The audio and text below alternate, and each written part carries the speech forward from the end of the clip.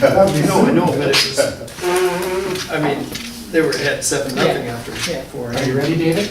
Yep, it's running. Okay. Everybody ready? Places, everyone. Okay, so I'll call the meeting to order. In the recognition of traditional territories, we respectfully honor and acknowledge Aboriginal peoples, recognizing that our students come to us with Aboriginal ancestry from a variety of ancient homelands. We acknowledge and recognize the Métis people as one of Canada's distinct peoples. We would like to acknowledge and honor the 4 nations on whose traditional land we live and learn: the Snayaks, the Ktunaxa, the Secwepemc, and the Sutons. No, I ask for approval, a motion to approve the agenda. Could I ask? With the addition? Addition on one thing? Bruce has one addition. The one addition. Yeah, I was gonna ask that. So what's that? So, let's see, education supplement. And where would you like that? I think it's under committee or something. Committee report? I think so. And Bruce, vehicle replacement under Secretary Treasurer's report. okay. With those additions, could I have a motion to adopt the agenda? Leslie, second, Alan. All those in favor? Carried. So, minutes of our last meeting, October 12th. Motion to approve those. Alan, seconded. Jeff? Any discussion on those? All those in favor? Okay. The relegations and special report. So we'll go to the superintendent's report, which of course is special. Always very special. I'll highlight a few and then of course thanks David. I'll start with item number 9. Just noting that and Bruce has some more information on the 5-year capital plan, but I just wanted to note that Earl Woodhurst has continued to be a resource for us in retirement.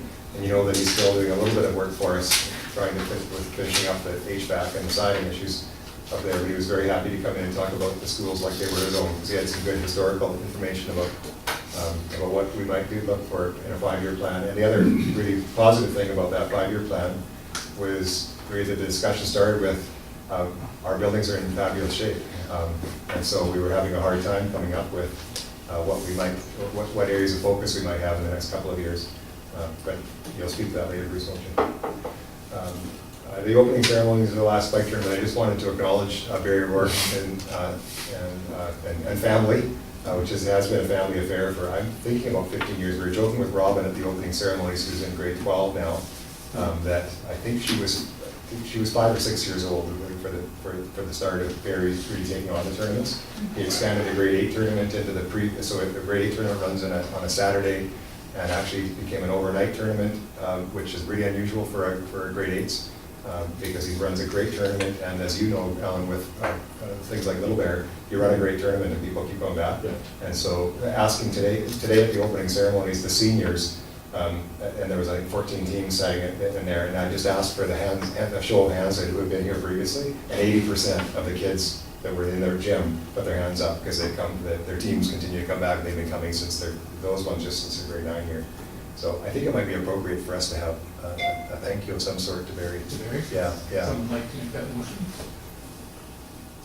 Jeff, seconded. Leslie? Any discussion on that? All those in favor? Great. You just get a nice letter ready for him acknowledging that. Yeah. The selection process, so we continue to make progress with that.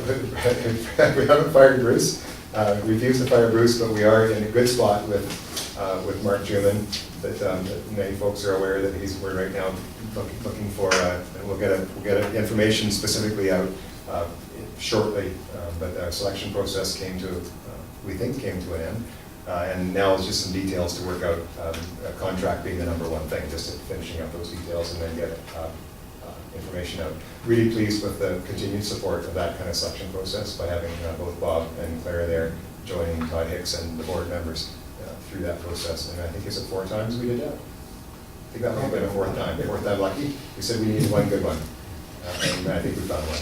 I know we found one. On the second page, I'd just like to highlight a couple of the pieces of work that Ariel McDowell is working on, just to let you know, because I don't think I've kind of updated you on progress of her her transition into the district principal student services role. I think the work that she's doing with the EAs and with the learning support staff is being really well received and highly respected, which is not a surprise for Ariel. Just a couple of examples of things she's most recently working on are including the additional literacy hours, which along with Jeanette are a lot of work to put out, but highly beneficial to our young readers. And then further down in here, looking for training opportunities, planning ahead to spring of 2017 for the provincial outreach for autism-related disorders, and it's called Pop Art Training. We've referred to that for years. Our EAs, it would be a great opportunity for them to not have to travel to get that training. So Ariel's connections in the Lower Mainland and the Okanagan are getting us on that path. Finally, I just wanted to note that we've all seen news regarding the progress that the city is making with Gareth Jones in terms of the Heritage Revitalization Agreement with the city. That's being widely reported. At that time, when I last spoke to Gareth, he believed there was going to be a November 25th public hearing, but we weren't able to confirm that yet. Were we on the website? Yeah. So that could be that public hearing and still be a TBA. Gareth believed it was planning for November 25th, and then followed by a special council meeting. And just a reminder that that HRA was a condition of sale, needing to be done between the purchaser, Gareth, and the city. And that we have certainly been facilitating that discussion, but it's a requirement in order to get the sale done, but not our agreement. And more to that, more on that to come. But right now, we're really waiting for information from the city. So those were the ones I felt like I ought to highlight. Any questions? Can you just go back to the previous screen, please, Mike? The one, number 10, about the local BC technology initiative. Yeah. Maybe a bit more about that? For sure, yeah. So in March, there will be a second, I believe it was the second annual, and I've given you a little bit of information previously on that tech summit. What the offer was to Alan Mason was that if we wanted to run our own tech summit right before the provincial tech summit, then they would provide speakers and topics to come up and do. And so at our initial planning session, what it looks like we're going to do is we'll be able to run a keynote address and then a series of workshop-style interactions for likely grade 6 through 12 students. Morning session, and then a wide open lunchtime session that would look like kiosks set up in the big room at the high school. And then afternoon sessions again with small group speakers on all manner of tech initiatives. The notion being those jobs that don't yet exist, or somebody says, I didn't know that was even a job. So, and that'll be a great opportunity to expose our students to more of that. It does dovetail with the project that Alan Mason has worked on with the $100,000 initiative that he's received. But it's great for our students. Totally, yeah. Anybody else? Leslie? Go ahead. Well, I have some questions about number 21, which Mike just spoke about, the Heritage Revitalization Agreement. And in fact, I emailed a note to Bill, and then I emailed I saw you his last and yeah, Bill yeah. and Ann Cooper. And I have some questions about that because I've been asked some questions about it that I didn't know how to answer. So I don't want to go through all that with everybody here necessarily because you might not be interested in it, but I think it would be fruitful to have a meeting with you because there are a number of things that are not making sense to me and to some other people about how this is being done. We can certainly do that. Yeah. One of them is, how can Gareth Jones sign a heritage revitalization agreement when he doesn't yet own the property? It seemed to me that legally it has to be with the school board, and that is odd to me. The other has to do with rezoning, which I gathered from reading the bullet number 24 about Mountain View site. The rezoning was proposed by our land use consultant, who is that Luxton? Is that Don Luxton? Yeah, yes. And I'm curious about that because when you look up heritage revitalization agreements, under a heritage revitalization agreement, you can in fact change the zoning. So it isn't really necessary. The whole thing that the council has just gone through with a list of about 18 changes they want to make.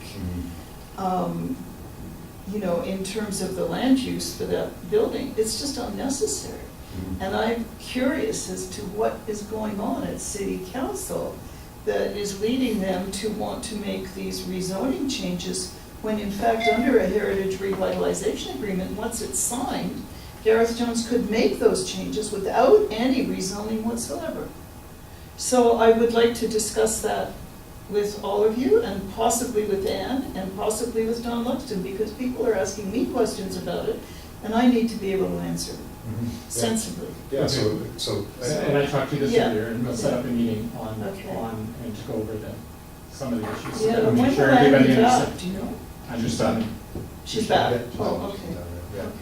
yeah, yeah, because there's a number, so we can prepare that information for you in terms of the requirements, the revitalization agreement, what the act says, in terms of the zoning and all those as well, so I'll It's just. really easy to find on the City of Vancouver website. Yeah. You know, yeah. it's City the of first thing Vancouver that, operates under its own charter, though. You have to remember that, which is distinct from the municipal act that governs. well, it may do, but the Cities. heritage revitalization thing is going to be the same in any. Well, we don't know that. It's a provincial. We don't know that, so let's make sure we check it out. Okay. Yeah, sure. So Anyway, I that's thought I would good. just mention it because I actually would like it in the minutes that I have asked this question. Okay. Any other questions? Good, okay. Moving on to communicating student learning. Okay, for your information, this is for your information. And I only will highlight just the fact that I'm really pleased with the work that the education committee is doing right now in concert with the Communicating Student Learning Committee. I think between having those two avenues taking place at the same time, Communicating Student Learning Committee is made up of, well, actually, you'll see minutes, you saw the minutes in your package, a great set of teachers on that one that are helping to guide that work. And then on the other side, with the District Education Committee, the combination of having students, Bob Rogers, Clara Ford, and myself preparing for that, information gathering session on November 22nd. I think we're covering nicely that at least gathering information, the questions, because there are more questions about reporting right now than there are answers. So it's just really important that we're sharing as much information as we can and gathering back feedback. So that's a little bit of a summary for you. Included in there, just for your reference, was I think a really great highlight document that the ministry published in terms of outlining where we were at, and they were attached to the minutes. This is the education committee looked at this last time. I'm just scrolling up to the one, because if you're for those that want to just not read the whole document but see something, this is the page you want to look at. It's the key points to remember, and there's a nice chart in that one. It just gives a nice overview of the differences between where we are right now and where we're going. I'd just like to say it was really great to have that. It's a nice document, It's really yeah, useful. yeah. And I think it's a great one to point people to when they have questions too, because as you say, there are very few black and white answers to the questions being posed right now. So this is a great document as a background to discussion. Good. Any questions for Mike on that? Just a comment, we'll talk about when we go to the provincial council, but I think a lot of the concern is about 10 to 12, which is still to be determined, and in terms of how the new curriculum will relate to further education opportunities, and so, but I thought this was a really good document. Yeah. Yeah, I just want to add, and again, I've said this before, but I want to get it. The 3 students we have on the education committee are so vital to that committee. They're just so passionate into it and everything else. It's quite amazing. And they don't hold any punches. They ask any question they think is relevant or important to them as far as this whole issue. So it's great to have them there. Okay. Capital plan. Bruce. As we discussed at the last meeting, we originally had a capital plan commission there around the end of September. Met with all actually the city folks, and we met with a brainstorming session. And we didn't come up with anything that met the ministry's criteria that we felt that had much success of getting through. So I received a call from the planning officer, said, Bruce, why don't you go back and revisit it and just see if there's something. So we got Earl, the same people who talked to Earl, Len, Mike and myself got together, and again, we started off pretty slowly, right? Mike was very consistent with it. There was really not much there. And then we started thinking outside the box. So Earl remembered a number of years ago, there was an idea floated out about doing some internal renovations to Columbia Park School, to potentially create sort of like a fine arts area. Because if you go back when the schools were built in the 70s, students they did showers, they did all kinds of things in the change rooms. They had very large change rooms that really aren't used today for those type of features. So that started us down the road. So we've come up with 3 items. We've already submitted to the ministry, and we just need board approval. The 3 items are the renovations, interior renovations of Columbia Park, to create a bit of a fine art space, make better use of that area down around the change rooms. Second one would be to Arrow Heights, and that's an upgrade for some of which we've done already in the washrooms, but also following through with some smaller changes to make the change rooms there more functional. And then the third one is the request for funding to connect to the city sewer. And that was something they say we kept talking about. We still have the septic field, and it's been over 40 years that it's been going, and so those things must have a limited life, even with the strong support we've been providing it. So those are the 3 submissions, and they total $635,000. So we would ask for approval. Motions are there. You don't want to see any of this? There's That's just the okay. second, there's just the second part, yeah. Actually, You allowed one. Bush. Yeah, fine, I it's just your free, that was just your free description. just don't remember it as making it up. It's supposed to. You're bang right on. Yeah, so there's your recommendation anyway, yeah. So what was the cost of connecting the sewer? Well, I think we've got $200 and some odd thousand in there, and we're really not sure, Trustee Nicholson, the superintendent did contact the city to make sure that it was possible, because again, we want to make sure the lines are there, so, because we're also, it's not just a matter of connecting to the, it's $165,000, it's not just a matter of connecting, but we'll probably do some remediation work in the existing septic field to make sure there's not problems with it sinking down the road once we stop using it. So there's all that involved. So. And this is a Bruce number when it comes to the Someone like to make a motion to approve? Leslie, seconded. I actually heard, You can ask us for that, is it too late for us? No. Oh, I can. Well, you can ask it after. too. Yeah, okay. Let's get it on the floor. Okay, right, okay. Are you moving it? I'm moving. Okay, second. Alan? Any questions or comments? Leslie?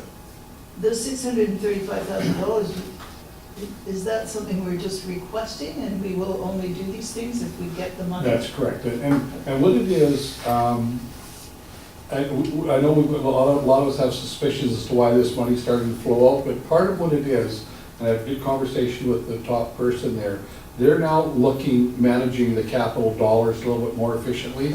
So they're seeing, for example, when there's slippage, when a district gets approved for 10 million for a program for this coming year, and maybe they're not quite that far, maybe they took longer to get the plans, so that money's sitting there not being used yet.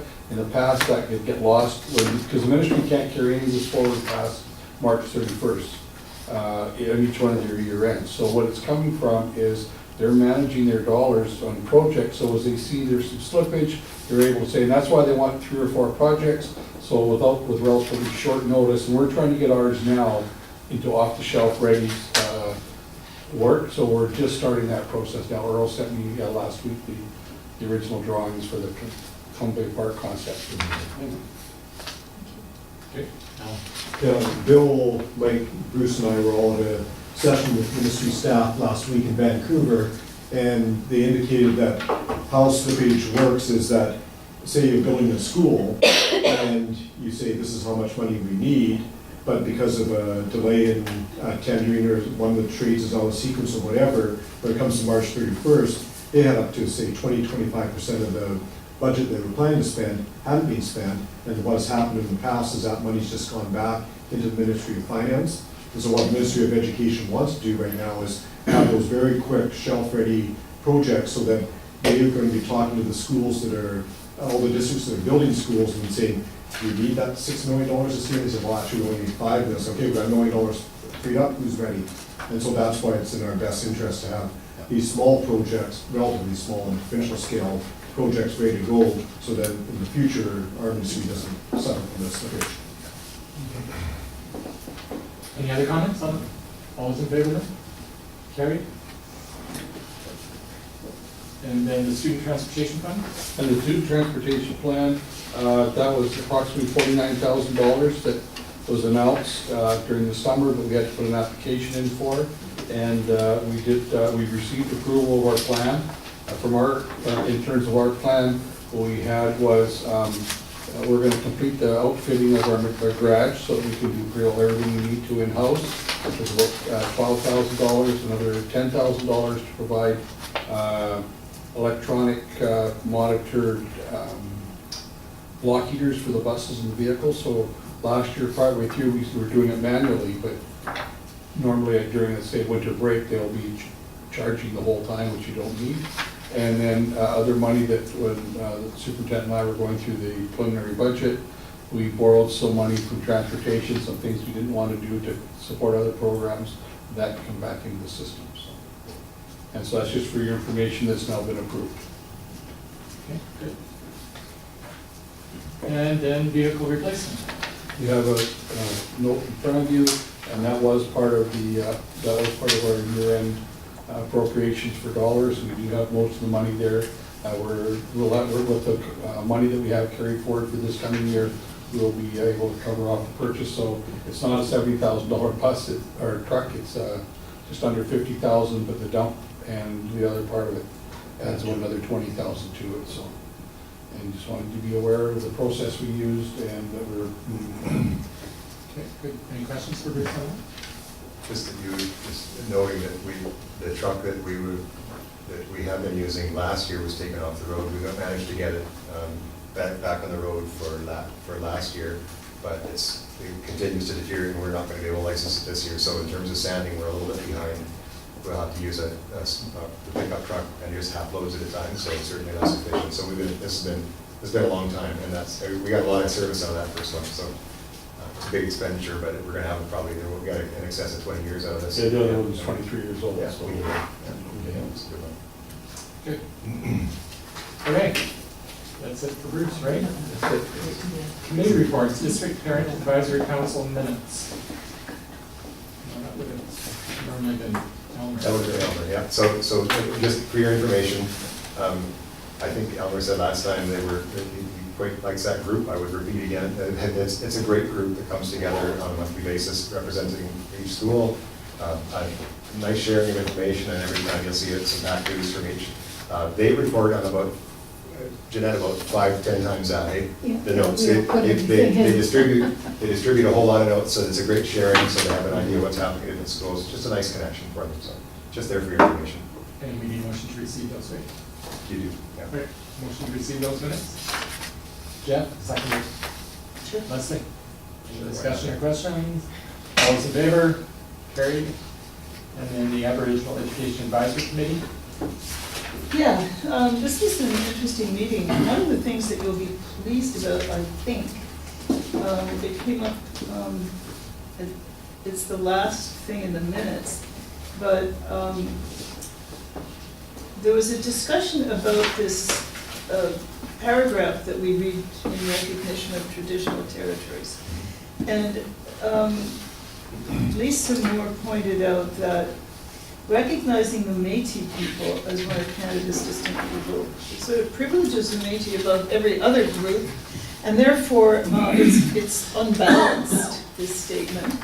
And so we really should be acknowledging, if we're going to acknowledge the Métis people, it should be the Inuit and the Suquamish and the Silks and everybody. So that was not possible, obviously. So they came up with a much shorter version of this, which is, we would like to acknowledge and honor the four nations on whose traditional land we live and learn, the Sinaiaks, the Ktunaxa, the Suquamish, and the Silks. And that's it. So it's much shorter, and the committee recommended that we adopt this at the board for board meetings as well as the Aboriginal education meetings. So that was, yeah, it's on the agenda, Leslie, for your meeting tomorrow. for which, For the ABED meeting tomorrow, it's on the agenda to formally put in a request. oh, okay, I thought we already approved it. Yeah, it didn't come to us.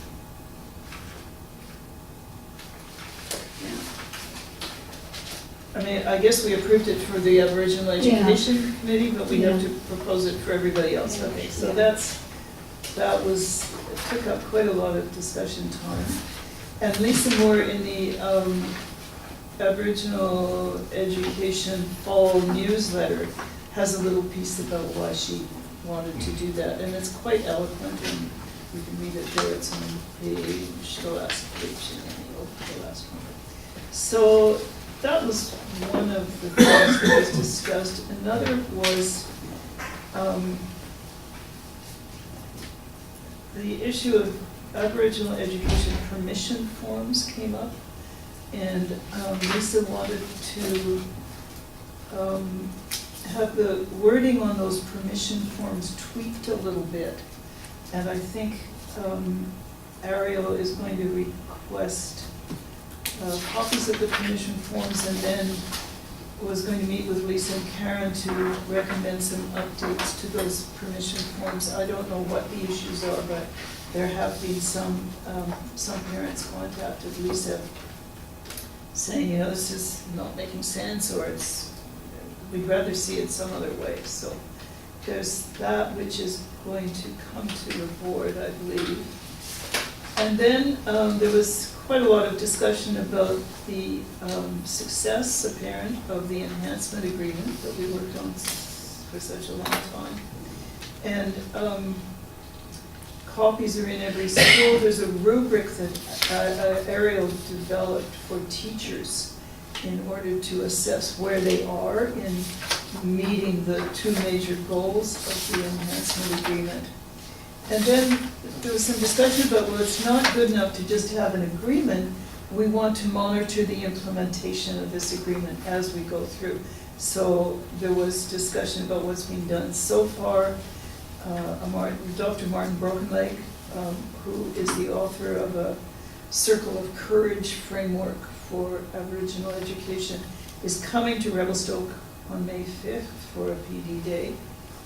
A couple of students have gone to the Selkirk College Aboriginal Youth Conference with Lisa. And the final thing, I think, is that there's an emphasis on language, and so we're teaching all staff and students to say in Silks or Sinixt, way for hello, and limlimt for thank you. So everybody, way, limlimt. Right, thank you very much. That's my report. And on that note, I assume you're making a motion to receive those minutes? I am, thank you. Seconder? Jeff? And Ellen? Yeah, just with the recognition of the traditional territories, this came up at the BC School Trustees Annual General Meeting, saying it's advised the board should do this, so we started. So we went to Aboriginal Education Committee, and this is the acknowledgement that we were suggested to use. And then I believe they came back and said, no, we should add Métis. And now I think they're coming back and saying, oh, change our minds, don't. And so rather than go back one more time, maybe just asking Mike, BCSDA has a provincial Aboriginal Education Committee, and the staff person is Mike Gagel. Yeah. And maybe if you could contact Mike Gagel and just say, do you have a template in terms of whether Métis should be included, or et cetera, because I just don't want to keep bouncing back and forth. Well, I understand. Now, my understanding about why Métis is what was put in the first place is that there's some Métis students who felt excluded. Yeah. But Métis are now recognized, and I'm not sure when this happened politically, as a First Nation. So they're on the same status as all the other First Nations. And such as now that, Sinixt and Ktunaxa. that's right. Yeah. But there's a discussion about the fact that in Revelstoke there was no agreement about which group actually had their territory here. And so they wanted to acknowledge all these 4 particular groups, that if we add Métis, then we have to have Inuit. Apparently there's an Inuit child in the school somewhere whose parents approached Lisa and said, well, I don't know about this. It's from parents. Yeah, all I'm asking So- is to check with the BCSD in terms of any Because I just think it makes us look bad if we keep bouncing back and forth. Yeah, I agree, we want to avoid that. Yeah. Yeah, so that's probably a good suggestion. Okay. Any other comments, questions? If not, all those in favor? Carried. The Communicating student learning minutes of October 24. Okay, I mentioned this already, so just there for your information, I'll just highlight the significant group of teachers that are attending, that attended this first session and are committed now to the November session as well. We'll continue to meet my plate.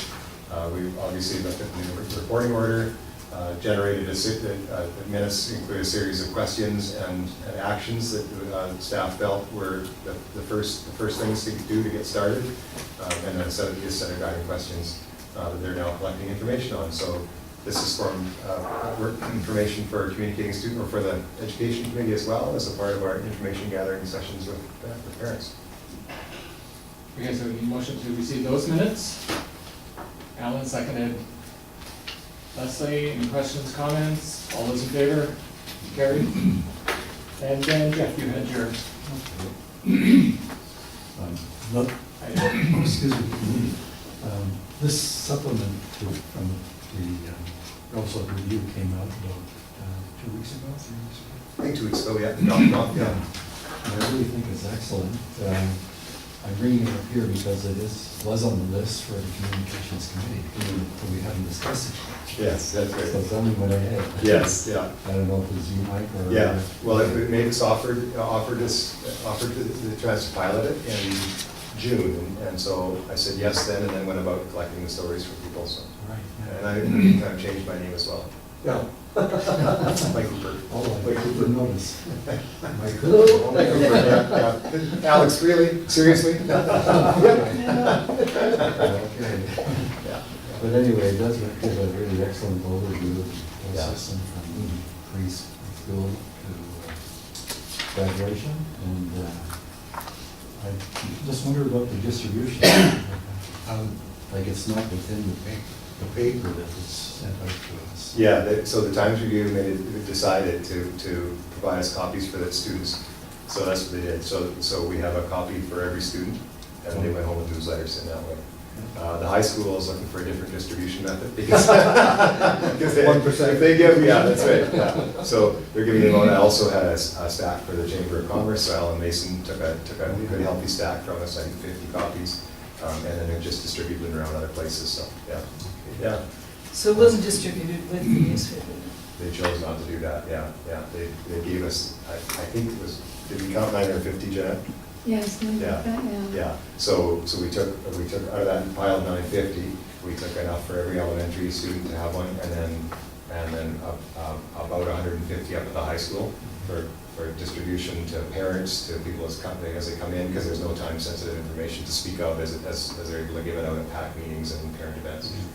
And then it's also there for kids to take as well if they choose to take it, but they didn't distribute it like a newsletter to the high school kids. At the recent branch meeting, the Okanagan zone, Yeah. their district was handing out copies of the one that they did there. Right, yeah, And perhaps when we have a branch meeting next fall, yeah. we might be able to give those. Yeah, for sure. We get one of your name corrected. Maybe I'll get my name changed now, yeah. At least you didn't call me Cooper. Yeah. Yeah. That might have been an honor. Yeah. I wonder, should we give a letter of thanks to the review for doing this, or it was free? They're making money off it. They were, that was their intention, yeah, was to make money off it. Okay. But, and I did say, there were actually 2 teachers whose stories didn't get in, because I submitted everything to Alex, gathered them together, submitted them to him, and then he said, I've got more than I can handle. So Allison just wrote an article, and so did Colleen Wall. Allison just wrote one on teacher professional development, Colleen Wall did one on the inquiry that didn't make it in. So but I did send thanks to each of the people that took their time to submit the stories, because they're good work. Yeah. Sure. Yeah. Okay, is that it? No motions. Okay. But I'd like to just comment that maybe next year, I don't know, is there a marketing program or marketing club in any of the schools, just to teach business practice? No? I'm trying to think of where exactly, that there is not a marketing course specifically, but in terms of career education, it would have to fall in, it would certainly fall into the IT category as well, what are you thinking? I'm thinking that if we got high school students to sell the ads, then they could publish more and include it in the newspaper if it were actually paid for. I mean, limiting the print production is a cost factor. Yeah. And if you don't get advertising, it's really expensive to do that, so, Yeah. I mean, I think it's a very worthwhile project. I'm reluctant to send kids out selling ads, Yeah, actually, yeah, a yeah. little bit, Yeah, but so like, I don't know how that could be managed, but maybe the newspaper, maybe Alex, with this in hand, would get more support Yeah. in the future, once they've done one. It would just be nice to see it actually distributed more widely. This is the first time I've seen it, because I have no kids in school. Yeah. Okay. Good points on that. Trustee reports, early childhood development. The minutes are there for the information on the schools, the second page. Under events, I just want to go down to Kimberly, make sure I pronounce your name right.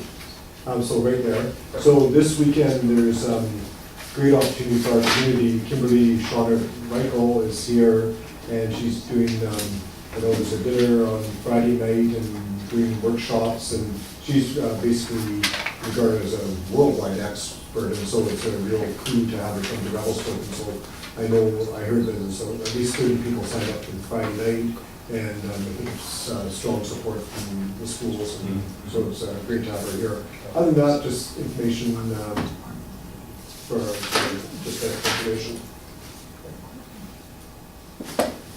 Okay, thanks, Ellen. Then the East Public School Employers Association Fall Symposium. I can just give a very quick report. Mike, Bruce, and I all attended that. I'm a member of the BCPC Provincial Advisory Committee, and so they asked the advisory committee members to attend. It's a 2-day symposium. A lot of the workshops focused on change, and that's as we move into the new curriculum and all the changes that will be required administratively for that. Another really good session was Eric Harris, who's Harris Workplace Law, and he did a sort of a future forecasting session, which was very good. And then as Mike indicated in his report, some of the legal updates from Harrison Company were very well done. And so overall, I think it's, I think the evaluations were very positive symposium. And then the AGM at BCPC is January 27th, I believe, and I think you're going to be attending. No? Yeah. Good, thanks, Ken. Okay. Then the next item is the second annual Education Partner Liaison meeting. So as I pointed out, so Bruce, Mike, Alan and I were all at that meeting, and I'll start off, and the rest of you can jump in whenever you want. This is the second meeting that we had with ministry staff and board chairs and other board employees like superintendents, secretaries, treasurers, and so on. It was one day of being absolutely overwhelmed with information, but it was a very good day. It was interesting to hear, I think, the commitment of ministry staff to education. At least that's what I was hearing. We talked about various things like the whole idea of aligning a school district, aligning its goals to what is expected of its student outcomes. Eventually, but and how that should align with the school board's strategic plan. We had a lot of discussion about that. We talked about having evidence or appropriate evidence that school boards would use or staff would use as far as making sure that there was a good way to determine that the district's student achievement goals were being met. We talked a good deal about financial health of districts.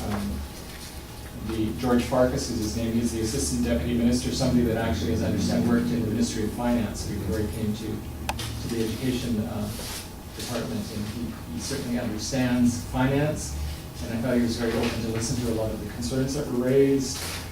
One of the, I think, the most interesting session of that day was when there were 6 students from 2 of the high schools in Richmond, who again talked about their experience, their understanding of the changes with regard to the revised curriculum. And it was, again, most enlightening to hear young people talk about their experience in school. And quite frankly, it makes you proud to be a trustee when you hear that. So that was that meeting. I don't know if you wanted to add anything. Just the, no, that's a very good overview. The only thing, the one that was really interesting from the students is they all said the same thing as start high school later. Oh, yeah. You know, the start time is too early. Mhm. And so they had some really good perspectives on how learning actually takes place, and they definitely had a cross-section of students, and so that was an excellent session, and so no, covered it very well, Bill. Thanks, Mike. I would just add that, for, this is only the second annual one, but in terms of lots of meetings with the ministry staff, the ministry has been full of good staff for lots of years, but the balance right now is really heavily on education. I find every time we go to something that the ADMs and Dave Bing, the deputy minister, are very clear to divide the political side, to say there is a whole lot of political thing, there's a political side, and that just is reality. But let's push it aside so we can, when we're together, we can talk education, talk about students.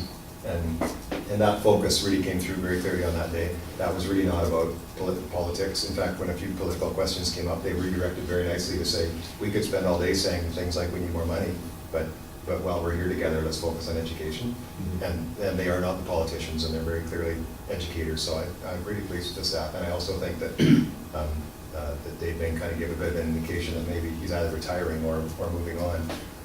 We'll see, I guess, a little bit, because I think he's been very well respected.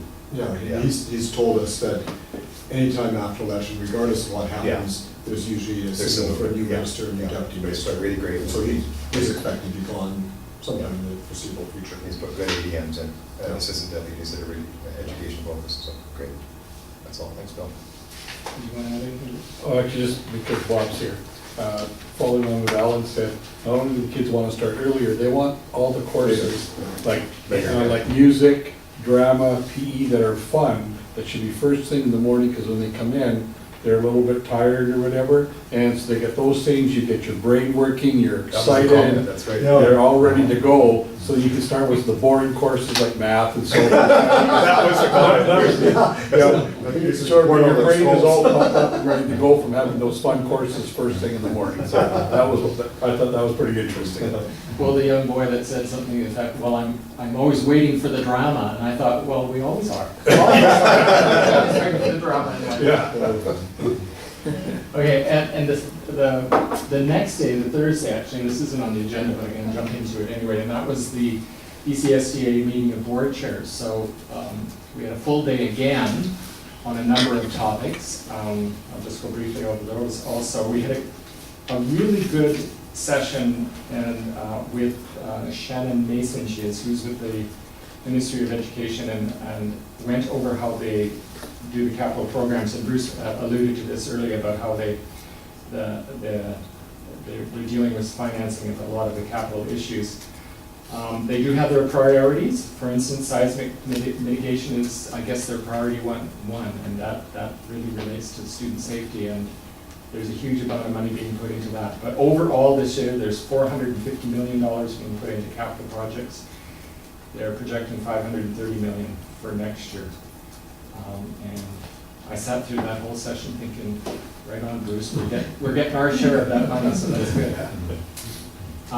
Then we, Mike Roberts, who is the executive director of ECSTA, went over again the document that we actually all saw at the branch meeting, the key policy and operational considerations for boards of education.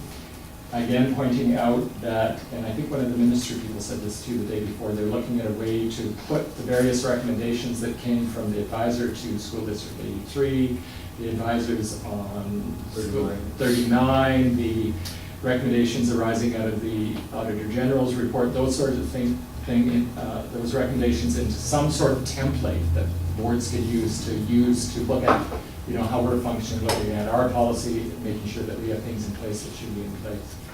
So that was certainly interesting, but again, we're gonna have to wait to get some more information on that. We had a really interesting report from Don Avison. He's with the Ministry of Education also, and he gave an update with regards to, again, the Office of the Auditor General's report on Aboriginal education. And that really also arises out of a lot of the stuff that came out of the Truth and Reconciliation Commission. But it's what struck me about all that, there's lots of work to be done there as far as Aboriginal education, and it's extraordinarily complex, but and it's going to take a while. It's certainly going to take a while before we actually get to a point that we're reconciled, if we ever get to that point. But that was certainly interesting. We had a PSAC policy update. That's the Public Schools and Employers Council, and so there was Christina Zachara, who gave us an update about what where they're at, especially as it relates to executive compensation, prepping for the next round of bargaining with teachers and that sort of thing. So that was also very interesting and enlightening. And an open forum with questions, and the questions, I'm not going to go through any of the questions because they were all over the place, but certainly that was also a very interesting but overloaded day, but it was good. Just a couple of real quick things is, yeah, Don Avison, he actually gave a fascinating presentation involving the history involved with Aboriginal education. I think he went back to the 1700s, and then why there are certain charter rights and how they've evolved. And so BCSD is going to get hold of Don and say, we need you for longer, and at the annual general meeting or something like that, have a larger session with him. And the other thing with Christina, who's the CEO of the Public Sector Employers Council, is that what she was able to give is that quite often we think of education in isolation, but we're part of the broader public sector, and so the rules that apply to us also apply to social services, universities and colleges, etc. And so just giving that overview of the broad public sector and how compensation works was pretty good. So no, it was another very good day. All right, it's Public Sector Employers Yeah. Council. I said public schools. Right. So it's BC Public Schools Employers Association, Right. who falls under Public Sector Employers Council. So all the acronyms. Okay, then the next item D, is the Provincial Council of the BCSDA, which was held last weekend, and again, Alan and I were at that meeting. The Friday evening started off with a session with George Farkas, who is the Assistant Deputy Minister of Education. Dave Bain was supposed to be there, but apparently he was sick, he was unable to make it. But George did a really good job of talking about financial issues. And again, a lot of the discussion that arose out of that was the need for sustainable funding throughout the school districts, the need that would arise out of that, or the need to be able to have long-term planning for school districts that really needs to have sustainable funding in that. A real good discussion about how the Ministry of Education needs to look at what costs it's covering, because often they don't cover all the costs that school boards are incurring as far as providing quality education to their students. So it was a great discussion. I really enjoyed that. It was good to hear that from various trustees from all across the province having that same message. The next day then the Provincial Council meeting was held, and we looked at one of the more interesting subjects, right? Finances. So we went over a lot of the financial documents for the BCSDA and their whole budget planning process. And then we moved into dealing with a number of motions that were sent to Provincial Council. And you know what? I didn't bring my email that I had sent.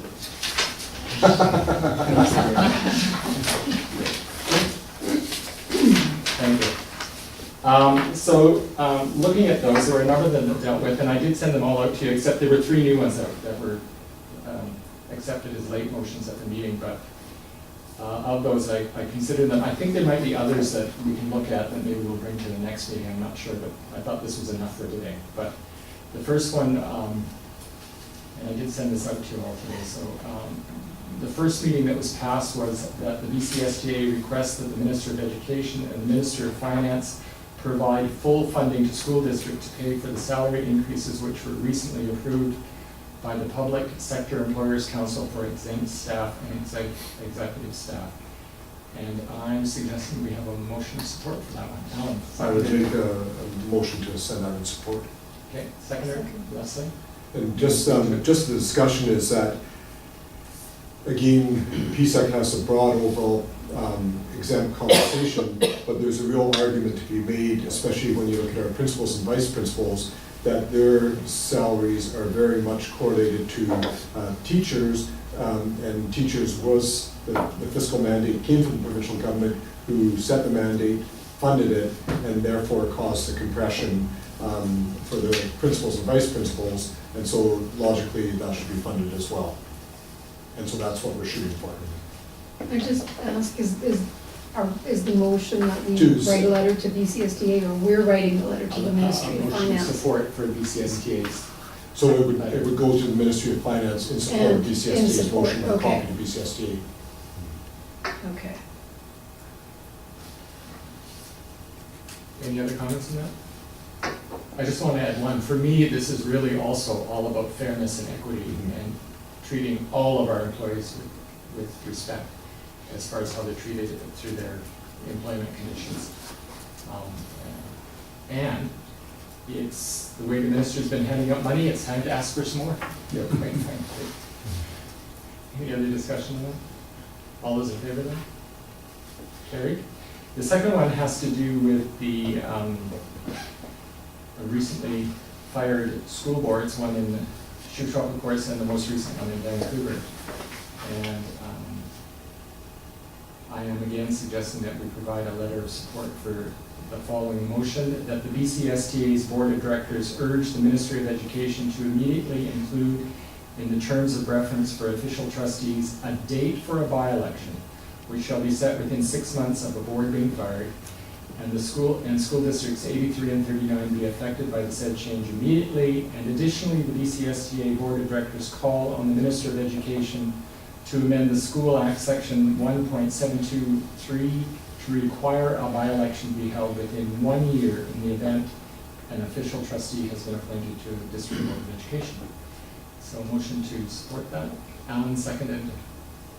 Jeff? And just speaking to it, the situation unfolded in both districts for completely different reasons. And in the case of the Shuswap, they asked for an advisor to come in. 3 trustees had resigned, and they agreed that they lost public confidence, and it was probably the right thing to do. But the point is that there hasn't been a date yet set for a by-election, and so the thinking is that that should happen. The by-election should take place within a year. In the case of Vancouver, same sort of idea, where 4 of the trustees were basically saying, yeah, we should be fired.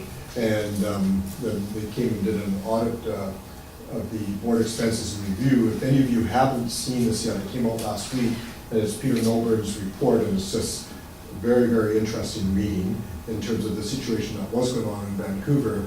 But again, the point is the ministry did fire them, and the call here is that fair enough, Adele, that's set for calling for the by-election and holding it. Any other discussion on that? And really, depending how long it takes for them to call a by-election, the Shuswap board especially is coming up on a year that they've been having elections for boards, so. I'm very much in favor of supporting this proposal. Yeah. I think it's really important Yeah. that Yeah, it was also discussed at the branch meeting too. input into how schools are Yeah. run, and that there's oversight from the community, not just from the government of Pleasant. Right. Okay, all those in favor? Carried. And then the third one has to do with one of the late motions that came in. That late motion said that BCSTA call on the Ministry of Education to extend the implementation timeline of the revised grade 10 to 12 curriculum. Now, you can help me with this because it says curriculums, but isn't it Curricula, curricula? Yes. well, it does depend on whether you want to use the Latinate Oh, form okay. or not. But curricula, I think, is more common. Anyway, I'm suggesting that we pass the following motion, that the Revelstoke Board of Education collaborate with the Revelstoke Teachers Association to write a joint letter to the Ministry of Education asking that the timeline on the revised grade 10 to 12 curricula be extended. If someone would like to make that. Alan, seconded. Jeff? So I have a question. Okay, and just to open the discussion, one of the things that we heard at the ministry day, and this was from a number of the superintendents, and several of them spoke to it, and they basically said, you know, like, everybody, I think everybody's on side with the changes to the 10 to 12 curriculum.